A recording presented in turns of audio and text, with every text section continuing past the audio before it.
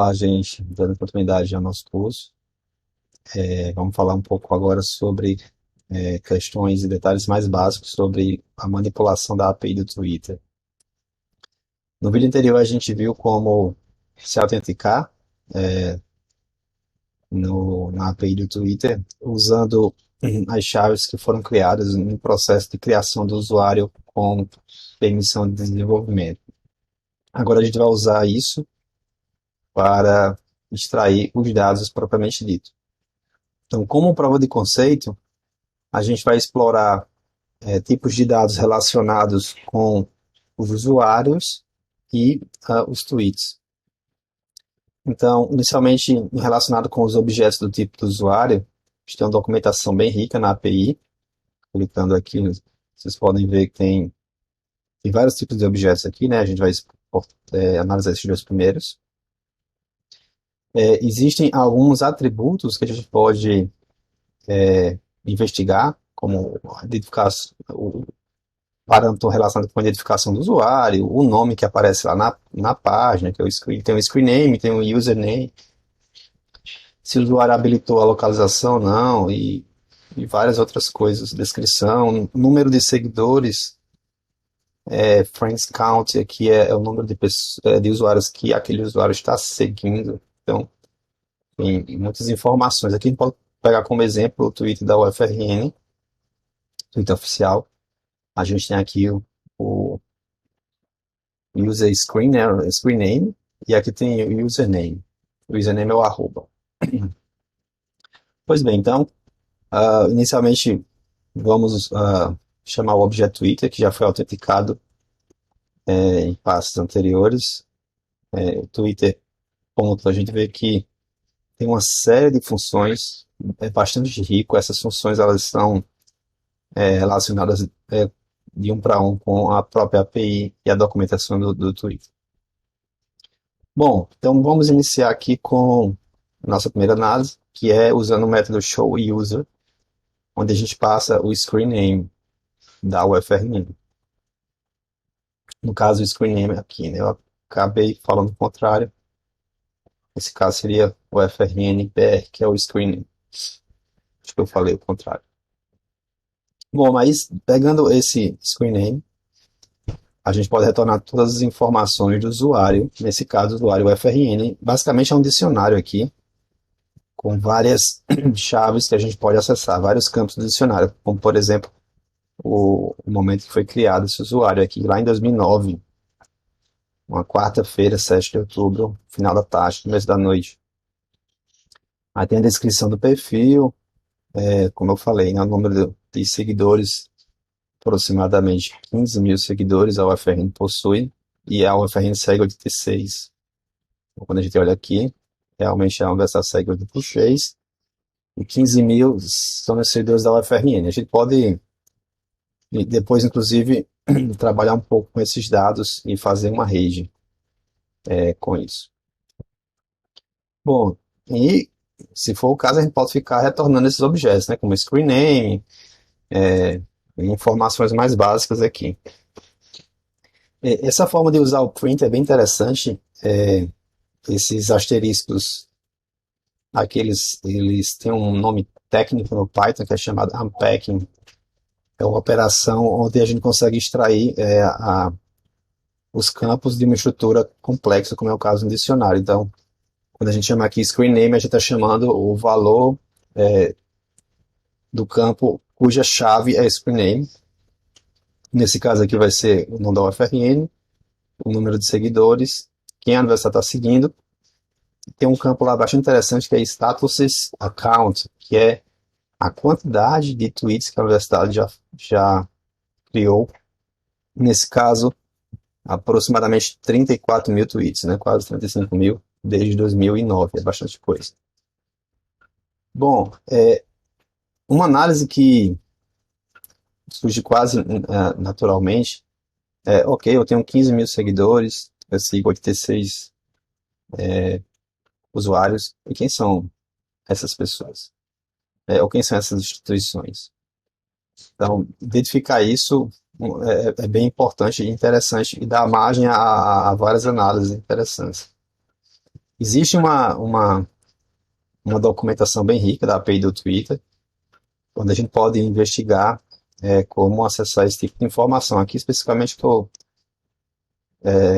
linkando a página da API do Twitter relacionada com a lista de seguidores, mas tem outras várias aqui. Por exemplo, Friends, nesse caso, é quem eu estou seguindo, né? Então, a gente pode, no caso da universidade, são 86, a gente pode explorar para identificar esses 86.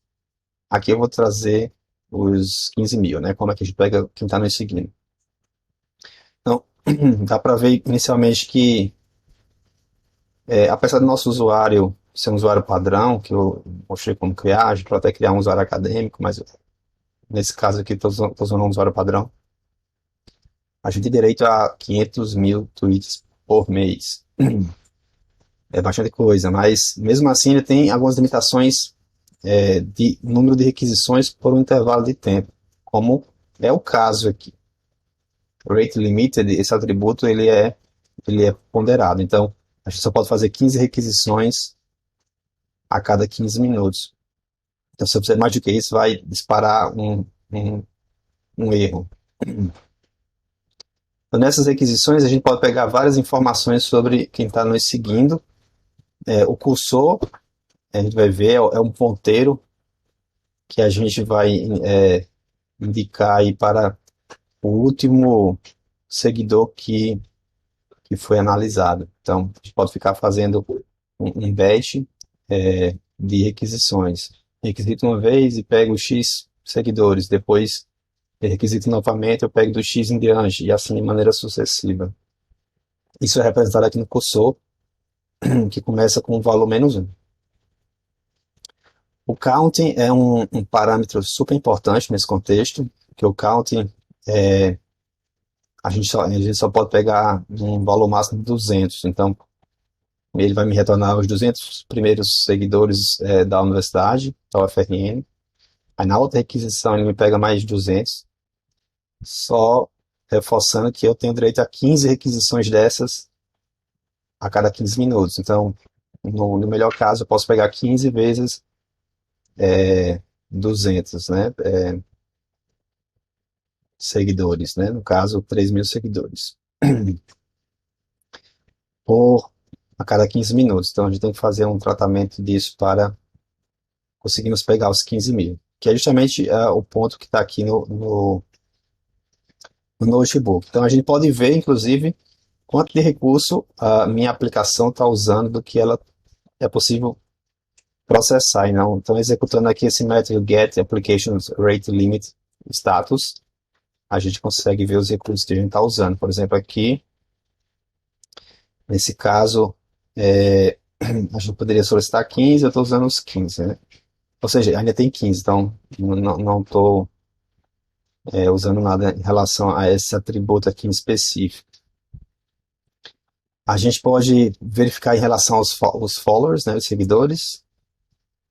Ó, aqui antes de chamar aqui o vídeo, eu já tinha executado, né?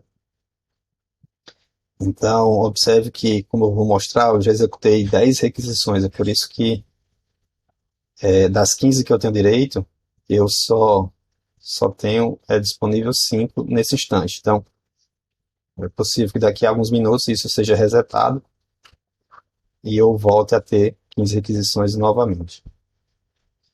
Então, com essa lógica, dado que eu só consigo pegar 200 vezes 15, 3 mil seguidores por vez a cada 15 minutos, então uma estratégia é usar um temporizador no Python, em qualquer outra linguagem, geralmente tem uma classe, né, que é chamada time ou timer, varia de linguagem para linguagem, mas existe uma função chamada sleep.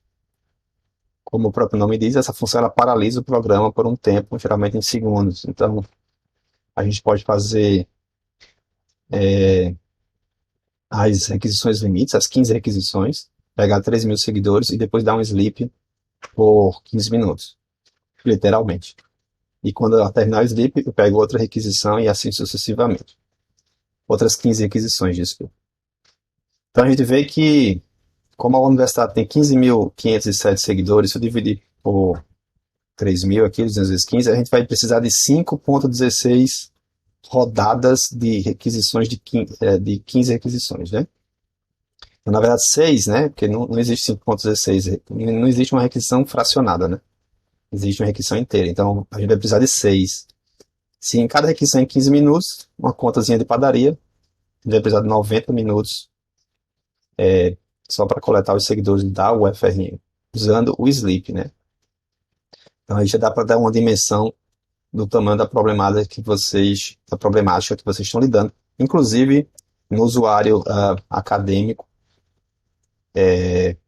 vocês têm um pouco mais de tempo.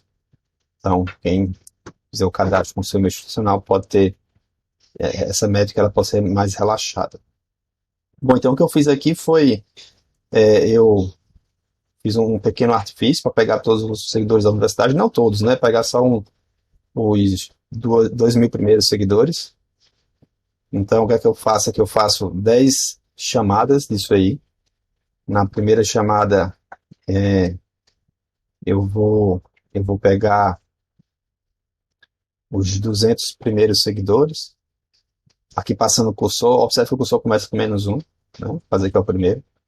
Então, na próxima rodada eu atualizo o cursor. Aliás, na linha aqui desse for eu atualizo o cursor para pegar o próximo cursor e assim de maneira sucessiva. Então, aqui, usando a map getFollowersList, eu vou passar o nome da universidade, da UFRN, meu usuário, meu screen name. Quero pegar os 200 seguidores e o cursor e vou armazenar isso em getFollowers. Então, para cada um desses seguidores, desses 200 seguidores, eu vou pegar o nome deles, o username, o ID, a localização se tiver e quantos seguidores eles possuem. Aqui vai ser executar, leva um tempozinho, não é nada absurdo, mas alguns segundos. Eu vou fazer isso 10 vezes. Uma vez que eu fiz isso, posso até rechecar, como eu falei, né? Isso aqui eu já executei antes de gravar. Então, em teoria, isso aqui estava 15. Então, quando vocês executarem novamente, eu nem sei se já foi resetado, só para confirmar. Ó, já foi resetado. Estava em 5, né? Agora eu tenho 15 requisições novamente. Então, posso fazer uma nova consulta se for o caso. Vamos fazer aqui, então. Vamos fazer novamente. Vou executar. Zerou, né? Vou fazer as 10 requisições. Observe que ele vai levar um tempo. Esse tempo não é grande, né? Porque são 10 requisições. Ó, foi rapidamente, 9 segundos apenas. E agora esse 15 aqui provavelmente vai ficar 5, porque eu já fiz 10. Ó, as 10 requisições foram-se embora. E uma vez que eu tenho essas listas, tudo isso aqui são listas, tá aqui criadas, mas com vazio, né? Inicialmente é vazio. No final eu crio um dicionário, um data frame com essas listas e com os nomes mais sugestivos para essas colunas. Então aqui a gente vai ter os 2.000 usuários da UFRN com o nome, display name. Observe que assim até tem um íconezinho, um emotion, ele captura isso, a localização quando coloca e o número de seguidores. Nesse caso aqui, a Larissa Fonseca tem 317. É o Mendes Fernandes de 328, dos 5 primeiros apenas, que é o head. E ao final a gente gera um CSV para guardar isso, porque muito provavelmente a gente pode usar esse dataset em outras análises futuras. Bom, então isso é o objeto do usuário, mas a gente também tem objetos do tweet, né? Da mesma forma, tem uma documentação bem rica, é bem similar, muda só um detalhe ou outro, mas a gente pode ver alguns atributos como identificação, o texto do tweet, tem aqui se foi um retweet, quem ele está retweetando, o usuário que criou aquele tweet, tem tudo isso. Então a gente pode explorar da mesma forma. Aqui eu estou pegando só para reforçar novamente o usuário da UFRN, e dos usuários, quando a gente usa o show user, ele tem um atributo que é status, que é o tweet mais recente daquele usuário. Então, nesse Twitter mais recente, a gente consegue ter várias propriedades que a gente pode explorar aqui. Uma delas é o texto do Twitter, que falava: o Parque Metrópole tal celebra aniversário. Foi o tweet mais recente aqui da UFRN. A gente pode obter esse texto por aqui. Bom, outra coisa interessante é que nesse retweet tem algumas propriedades que é as entidades que foram mencionadas. teve hashtag, coisas do tipo. A gente consegue retomar aqui por entidades. E se for o caso, não é o caso aqui, não tem hashtags, mas tem menções, né? Foi mencionado um usuário, nesse caso aqui o usuário Metrópole Digi, né? O usuário do IMD. Então a gente consegue pegar aqui em User Mentions quem foi mencionado. Inclusive isso aqui depois vai ser usado para a gente criar uma rede de menções em tweets e explorar todo esse know-how que a gente está vendo aqui na disciplina. Então é isso aqui é a parte mais básica de como utilizar a API do Twitter. Nos próximos vídeos a gente vai dar continuidade a outras coisas e gerando outras estruturas de dados. Então até o próximo vídeo.